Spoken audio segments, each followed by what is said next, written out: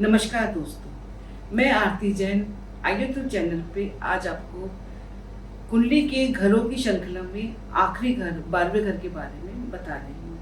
अभी तक हमारी 11 घरों की यात्रा पूरी हो चुकी है और अभी तक आप लाभ तक पहुँच चुके हैं।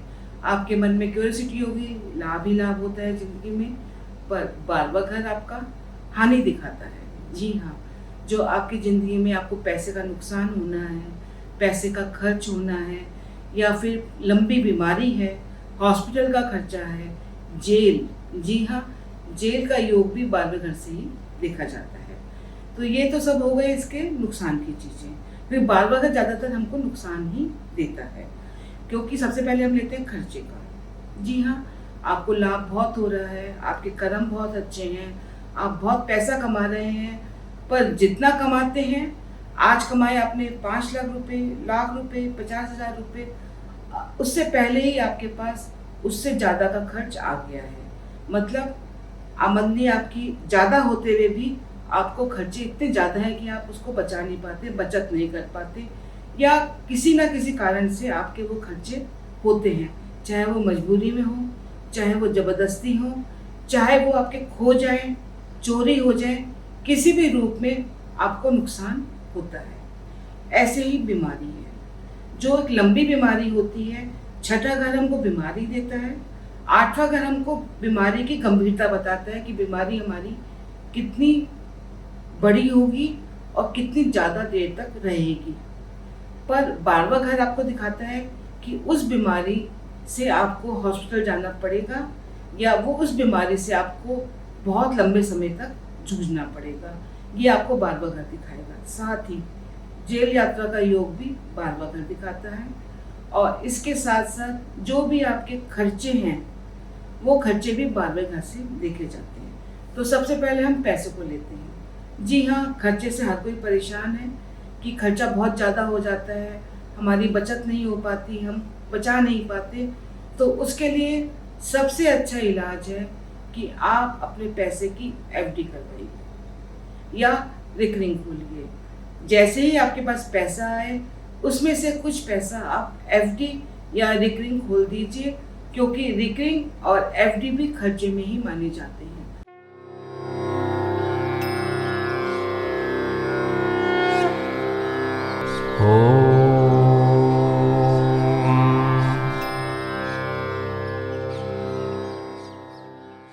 मतलब आपकी जो बचत है, जो बैंक में पैसा है, वो वहाँ से निकल गया और दूसरी जगह पहुँच गया।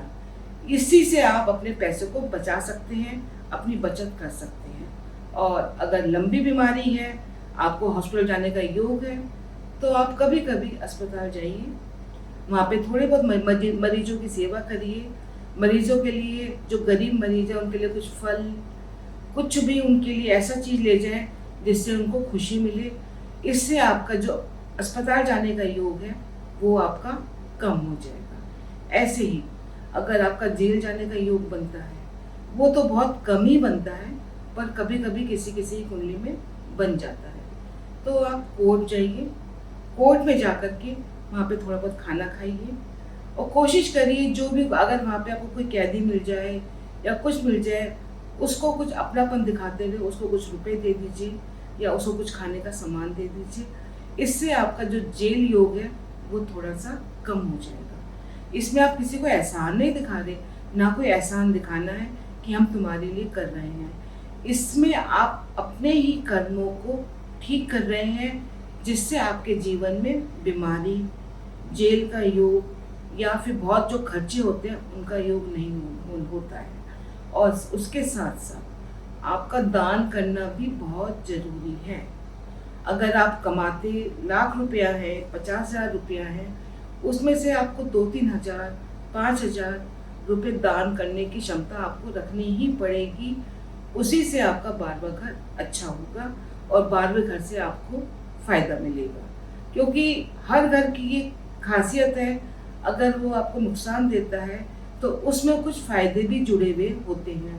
तो नुकसान तो हर कोई देख लेता है, परेशान हर कोई हो जाता है, पर फ़ायदा आपको एक ज्योतिषी बताएगा कि आपको किस तरह का फ़ायदा हो सकता है। और अगर आप खुद सक्षम बन रहे हैं कुंडली को देखने में, और आपको अपनी दैनिक दिनचर्या में पता चलता है कि मेरे खर्चे बहुत हैं, मेरे को आमदनी तो ज़्यादा है पर मैं बचत नहीं कर पाता, या फिर मेरी बीमारी अस्पताल में उसको बार बार जाना पड़ता है, तो आप ये उपाय तो कर ही सकते हैं। आपके व्यवहार में आपको पता चल गया कि 12वें घर की कहीं ना कहीं मेरे अंदर जीवन में खराबी है, तो आप 12वें घर को ठीक करिए, अपने को स्वस्थ रखिए और अस्पताल के चक्कर बिना वजह लगा लीजिए, कुछ नहीं है अस्पताल जाइए, वहाँ पे पानी पीकर आ जाइए, सिर्फ पानी पीकर आ जाइए, कुछ नहीं कर सकते। अगर आपकी हैसियत नहीं है कि आप फल नहीं बांट सकते, कुछ खाने को नहीं दे सकते, तो वहाँ पे जाके पानी पी करके आ जाइए और 1-2 बोतलें वहाँ पे किसी को दे दीजिए। तो इससे भी आपका जो 12वें घर का खराब असर है वो धीरे धीरे करके कम हो जाएगा। और इस तरह से हमने देखा है कि 12 घरों की श्रृंखला में हमने पूरे घर देख लिए हैं। पहला घर आपको खुद को दिखाता है, दूसरा घर आपके पैसे को दिखाता है, आपके कुटुंब को दिखाता है, तीसरा घर आपके साहस को दिखाता है, पराक्रम को दिखाता है, चौथा घर आपके घर की सुख शांति है, आपके मन की शांति है, पांचवा घर आपके बच्चे हैं, आपका प्रेम संबंध है, छठा घर आपके रोग ऋण शत्रु हैं, सातवां घर आपकी शादी है, विवाह है, बिजनेस है, आठवां घर आपकी पीड़ा है और साथ ही साथ आपके ससुराल से संबंध है, नौवां घर भाग्य, 10वां घर आपके कर्म, 11वां घर आपकी इच्छा शक्ति और 12वां घर आपके हानि, नुकसान या फिर बचत का घर। बचत आपकी इसी घर से होगी। और इस श्रृंखला में आज हमारे 12 घर पूरे हो चुके हैं। अगली हम श्रृंखला दूसरी पूरी करेंगे, जिससे कि आपको कुंडली के बारे में और अधिक जानकारी विस्तार से मिलेगी और अपने व्यवहार से आप अपने जीवन को और भी सुखद बना सकेंगे। नमस्कार।